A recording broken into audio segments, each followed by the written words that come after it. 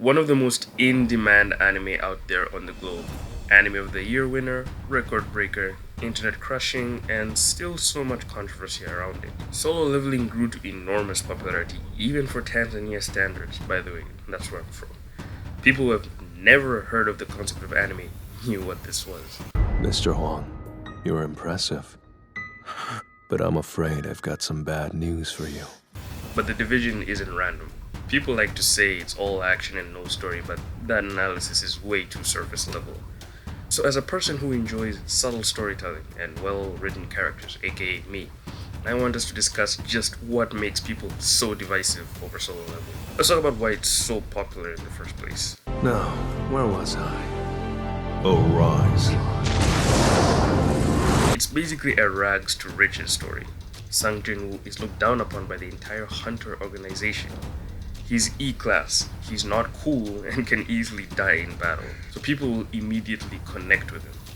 That's one thing the author got really well with his character because of how far down the ladder he is. It is relatable to so many of us on the spot. Hang behind the rest of the pack and don't get yourself hurt. Good idea. I'll try. Focus on succeeding, not trying. So because of where he began from, it's only natural that we, the viewers, want to see him succeed. And the thing about us as humans is we love seeing people get humbled, especially cocky S-class aristocrats. Here, why don't you let us give you a lift home? I'll be fine. Despite being a mage-type hunter, his athletic abilities are simply incredible. He moves so fast my eyes couldn't track him. He's even stronger than he was before. So each fight kinda becomes an FU to the people that doubted him, and to the monsters that believe they're better than him. And of course, on top of all that, these fights are entertaining as hell, because the scales keep increasing episode to episode. Thought one heavyweight would win it for them, but fewer targets just makes it easier for me! There is no room to breathe, so the stimulation is kicked into next gear. A show like this doesn't try too much, doesn't try to send an overarching, complicated message about morality. It's just a lucky hunter gifted with godlike abilities that wants to save his mother. Now, if it's really that good, why is there so much controversy around its popularity? I myself was one of the people who were upset with Solo Leveling winning Anime of the Year over Free Run Beyond Journey's End. And first, I want to get into my reasoning as to why I find it odd how popular the show is.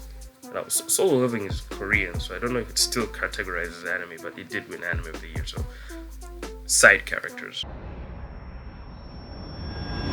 In a lot of anime I've watched, it's rare for the main character to be my favorite character. For AOT, it was Erwin Smith. For Vinland Saga, it was Askeladd. For Jujutsu Kaisen, it was Nanami. And for Food Wars, it was this meat girl. For no particular reason. Now, the thing is, a lot of main characters need to fit a certain structure to advance the plot of the story. So sometimes their actions don't feel as genuine as the side characters, whom are free from being burdened to advance the story, and rather act as how their character is portrayed. And this isn't to say I hate main characters as a whole, it just means I'm more likely to be invested in a side character, but the MC would most likely still be in the top 3. Solo Leveling has horrible side characters, that is fact. None are memorable, and everyone just feels like a programmed entity made to exist in Sungjinwoo's world.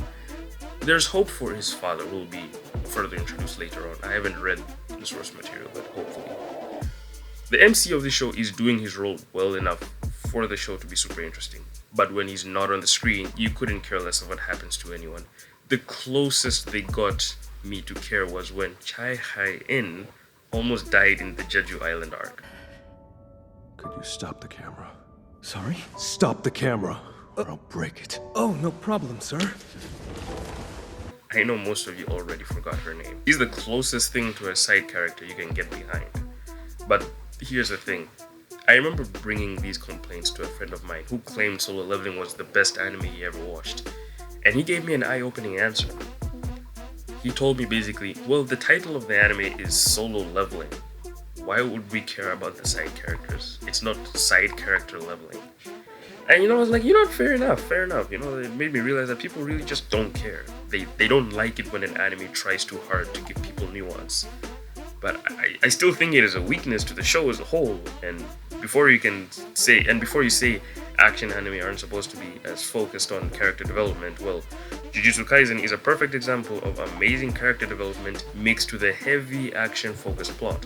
A lot of people in a previous video thought I was dissing Jujutsu Kaisen. Absolutely not.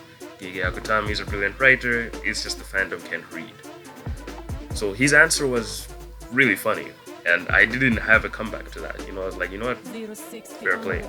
But then, apart from having a weak cast of side characters, what else might Solo Leveling have that makes it unworthy to be placed in the Anime of the Year category?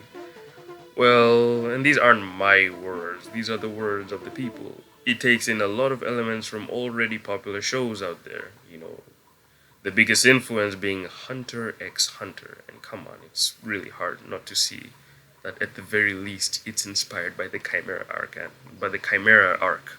And then there's also the training sequence from One Punch Man, but I think that's just more of an paying homage than really taking reference. I think it's just a little funny Easter egg.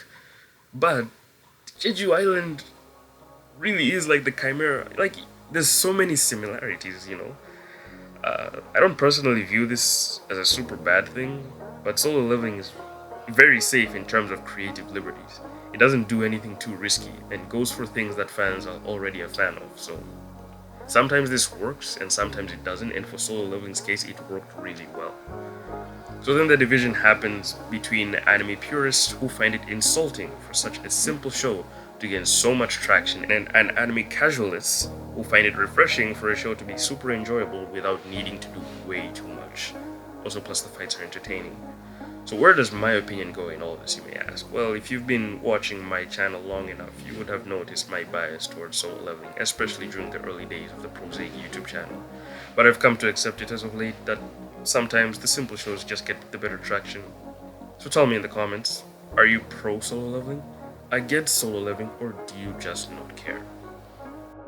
One other thing to note is the anime community is extremely toxic. And the problem with the anime community is a lot of people want you to do things their way. Like, if you're a dub watcher, you're basically getting crucified. If you watch something a certain way, if you don't do things the textbook traditional way, a lot of people are gonna come for your necks. And that's also one of the reasons why Solo Leveling isn't liked by a lot of traditional anime enjoyers. I'm in the middle, okay? I started watching anime in 2017, so I'm kind of in the middle of the new ones and the traditional ones. I don't know. Actually, yeah, it was 2017. Yeah, that's when I started watching anime, so Free Run was still robbed.